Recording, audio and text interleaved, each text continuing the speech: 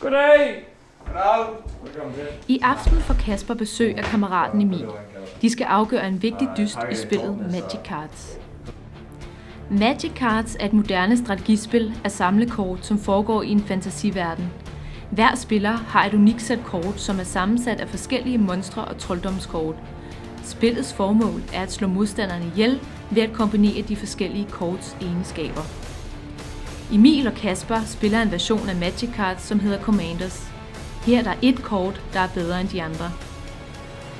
Jeg vil godt trække Mareth, Will of the Beast, Will of the Wild hedder det faktisk, som har en masse counters, jeg kan fyre af i hovedet på. Det ser jeg frem til.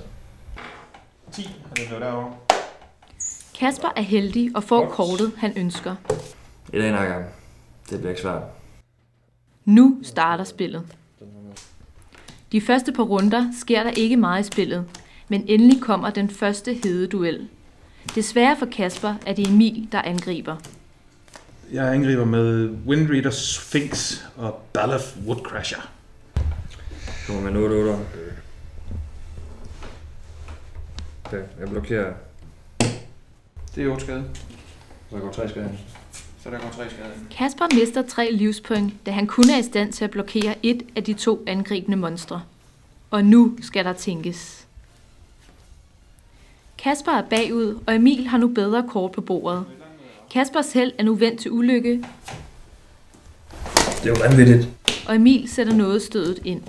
Spiller den her instant, så du ryger ned på 1 liv. Fucking fucked. Fucking fucked. Efter en hård kamp må Kasper erkende, at han er ved at tabe. Det næste kort afgør, om han kan fortsætte.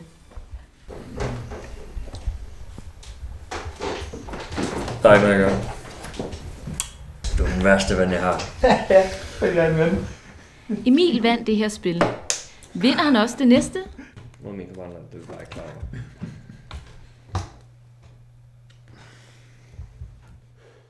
Det du sagde.